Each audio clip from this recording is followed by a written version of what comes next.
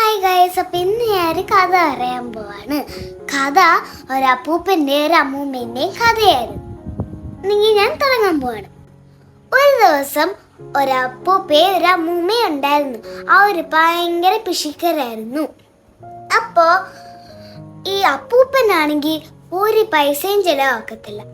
അപ്പോൾ അവർക്ക് ഒരു ഫുഡും കിട്ടിയില്ല. അവരവിടെ തന്നെ ഇരുന്നു. ഒരു ദിവസം അവർ രണ്ടുപേരും ഒരു വീട്ടിൽ ഇരുന്നപ്പോൾ അപ്പുറത്തെ വീട്ടിൽ നല്ല അപ്പത്തിൻ്റെ മണം. അപ്പം ആണെങ്കിൽ അമ്മൂമ്മ പറഞ്ഞ അപ്പൂപ്പൻ്റെ അടുത്തു, നിങ്ങളാണെങ്കിൽ കുറച്ച് അരിയും തേങ്ങയും കൊണ്ടുവന്നാൽ ഞാൻ നല്ല അപ്പം ചുട്ടുതരാം. അപ്പൊ പിന്നെ അപ്പൂപ്പനാണെങ്കിൽ പൈസ ചെലവാകാതെ എങ്ങനെ എടുക്കും? അപ്പൊ ഇങ്ങനെ ആലോചിച്ചുകൊണ്ടിരുന്നപ്പോ അപ്പൂപ്പന് ഒരു വഴി കിട്ടി.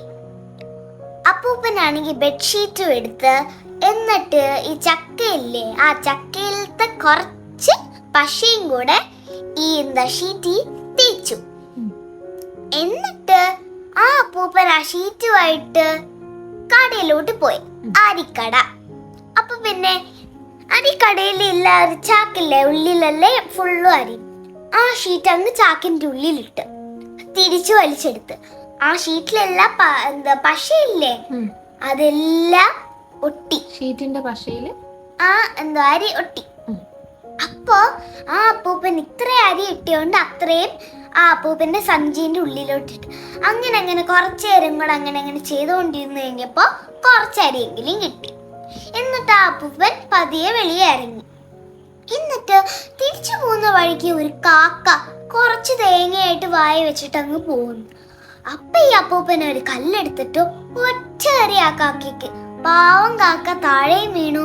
ആ തേങ്ങ അപ്പൂപ്പനെ എടുത്തു, അമ്മൂമ്മയ്ക്ക് എല്ലാം കൊടുത്തു. അമ്മൂമ്മയ്ക്ക് എന്തൊക്കെ കൊടുത്തു? അരിയും തേങ്ങയും. അപ്പൊ പിന്നെ അമ്മൂമ്മയാണെങ്കിൽ പറഞ്ഞേ, നിങ്ങൾ അവിടെ വെയിറ്റ് ചെയ്ത് ഞാൻ ഇപ്പൊ കൊണ്ടുവരാം. അങ്ങനെ അമ്മൂമ്മ അരിയും തേങ്ങയും അരച്ച് 3 അപ്പം ഉണ്ടാക്കി. അമ്മൂമ്മ പറഞ്ഞു, ഞാൻ 2 അപ്പം എടുക്കാം, നിങ്ങൾ 1 അപ്പം എടുത്തോ. അപ്പൊ പിന്നെ അപ്പൂപ്പൻ പറഞ്ഞേ, ഞാൻ ഇത്ര അരിയും തേങ്ങയും കൊണ്ടുവന്ന് എന്നിട്ടാണ് എനിക്ക് 1 അപ്പം, ഞാൻ 2 എണ്ണം എടുക്കാം, നിങ്ങൾ 1 അപ്പം എടു. ഞാൻ ഇത്രയും കഷ്ടപ്പെട്ടുണ്ടാക്കിയിട്ടാണോ അപ്പം എനിക്ക് 1 എണ്ണം തരുന്നേ, എനിക്ക് 2 എണ്ണം. അങ്ങനെ രണ്ടുപേരും ഭയങ്കര വഴക്കായി. അപ്പൊ പിന്നെ അപ്പൂപ്പൻ പറഞ്ഞു, എന്നെങ്കിൽ നമുക്ക് 2 പേർക്കും മിണ്ടാതിരിക്കാം. ആരാണോ ആദ്യം സംസാരിക്കുന്നത് അവരൗട്ട്. അവർക്ക് ഒരേ ഒരു അപ്പം കിട്ടും, ബാക്കി മറ്റേ ആൾക്ക് 2 അപ്പവും കിട്ടും. അപ്പൊ പിന്നെ അമ്മൂമ്മ അത് കേട്ടിട്ട് മിണ്ടാതിരുന്നു.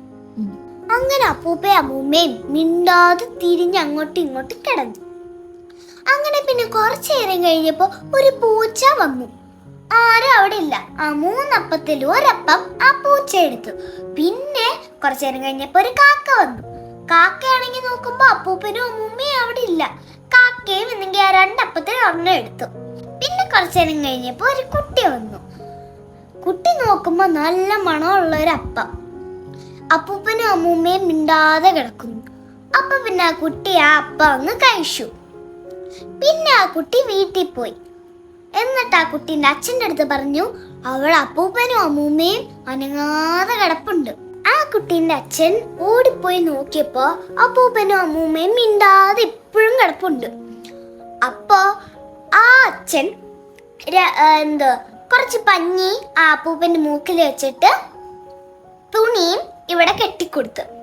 അപ്പൊ പിന്നെ അപ്പൂപ്പന് ശ്വാസം മുട്ടിയിട്ട് അയ്യോന്ന് പറഞ്ഞു.